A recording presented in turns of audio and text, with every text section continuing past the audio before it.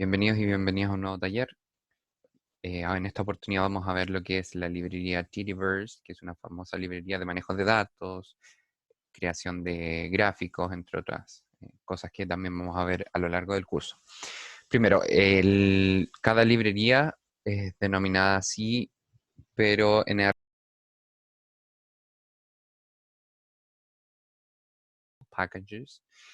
Y si nosotros vemos acá adentro, la librería que nosotros queremos instalar tiene que estar como un string, porque es una función que acepta un string como parámetro. Entonces, si nosotros corremos esta porción de código, nos va a decir por consola que fue correctamente instalado la librería y se puede utilizar. Ahora, esta librería se guarda en el directorio que tiene R para esto, para guardar las librerías, y solo se debe guardar, perdón, solo se debe instalar una vez. Una vez que ha instalado, ya solo es necesario llamarla. Por lo tanto, ahora corremos la siguiente sentencia, que es en el fondo el llamar a la librería que vamos a utilizar en esta sesión por medio de la función library tdiverse. Y acá en el fondo nos dice que fue cargado a la sesión. ggplot, que es una librería que vamos a utilizar más adelante para la creación de gráficos. Table, que es un formato de tabla de manejo de datos. readr, que es para la lectura de datos, y el dplyr, que es la librería específica que vamos a utilizar ahora, que es para el manejo de tablas. También viene cargado con esto una famosa tabla, un conjunto de datos denominado iris o iris, y que son plantas, y cada columna en el fondo, y se los voy a mostrar acá, son características tanto del sépalo, el largo, el ancho del sépalo, y del pétalo. El largo del pétalo, el ancho del pétalo y la especie, que es setosa, virgínica y versicolor. La función head, que está acá expresada, es para mostrar solo las primeras 6 filas y obviamente el tipo de tabla. Cuando son tablas gigantes, esto te permite tener solo una perspectiva de con qué se está trabajando. La función names de iris entrega, si se dan cuenta acá, los nombres de las columnas.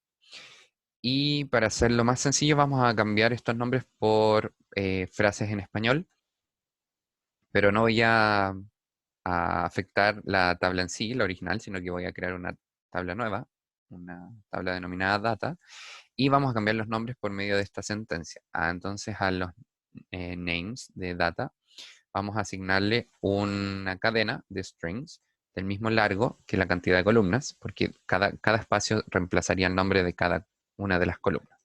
En otro caso daría error. Y vamos a mostrar por pantalla solo las 6 primeras filas con sus respectivas columnas. Si se dan cuenta acá cambió el largo del sépalo por largo S, el ancho del sépalo por ancho S, largo P, ancho P para el pétalo y especie.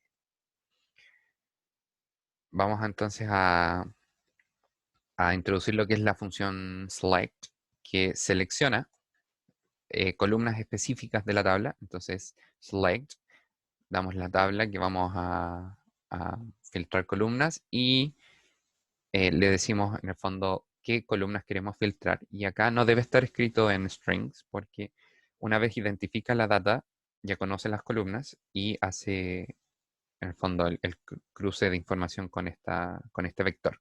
Este los traspasa a string. Y de eso vamos a mostrar solo las primeras 6 filas.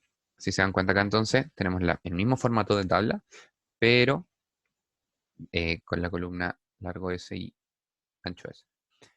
Después la función filter, que filtra basado en evaluaciones lógicas. La misma tabla, data y especies tiene que ser igual a setosa. Si se dan cuenta acá, dado que quiero igualdad, hago igual.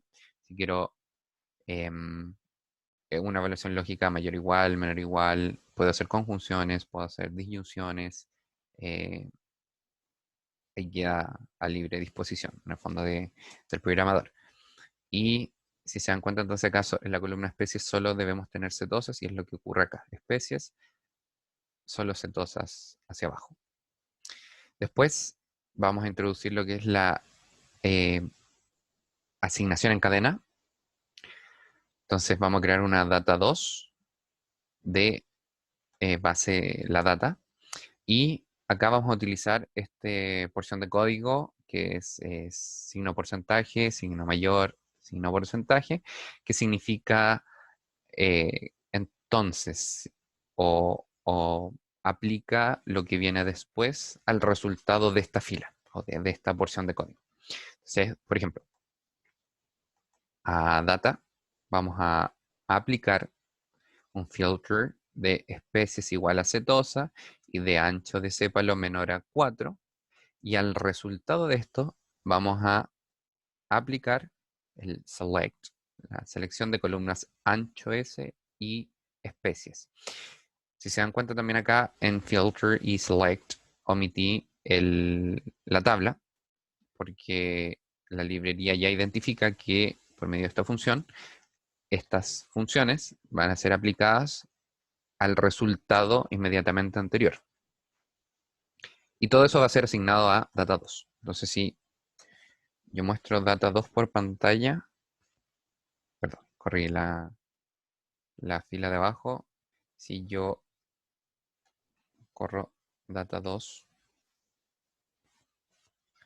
vamos a tener entonces solo el ancho de sépalo, solo la especie, en que la especie es setosa y el ancho de sépalo es menor a 4. Entonces, se cumplen esas dos condiciones al mismo tiempo. Ahora vamos a crear una data 3, vamos a seguir la misma lógica, pero ahora vamos a hacer la creación de una columna. Vamos a crear la columna suma por medio de la función mutate, que en el fondo significa mutar en inglés, pero acá lo que hace específicamente es identificar primero si es que la columna nueva que vamos a crear existe o no. Si es que existe, la sobrescribe. Si es que no, la crea aparte. Va a ser igual al ancho de sépalo más el largo de sépalo dividido en 2. Es decir, el promedio de esos valores. Y esto lo hace fila a fila. En el fondo, voy fila por fila, tomo el ancho del sépalo, el largo del sépalo y aplico la media. Y después vamos a mostrar solo el encabezado de esta tabla. Entonces, mismas columnas, largo de sépalo, ancho de sépalo, largo de pétalo, ancho de pétalo, especies y suma. Y suma es el promedio entre estos dos numeritos. Entonces, el promedio entre 5.1 y 3.5 es 4.3. Y esto aplica también por medio de condiciones. Por ejemplo, la condición, y acá vamos a utilizar una función denominada if-else, que es si es que se cumple esto, entonces se aplica el primer parámetro. Si no, que es la parte de else, se aplica el segundo parámetro. Entonces, ¿qué estamos haciendo acá en síntesis? Es definir en una columna nueva si es que el ancho del sépalo es menor a 3. Si es que lo es, entonces asignamos sí. Si es que no lo es, entonces asignamos no. Y mostramos por pantalla, bueno, en este caso se mostró toda la tabla.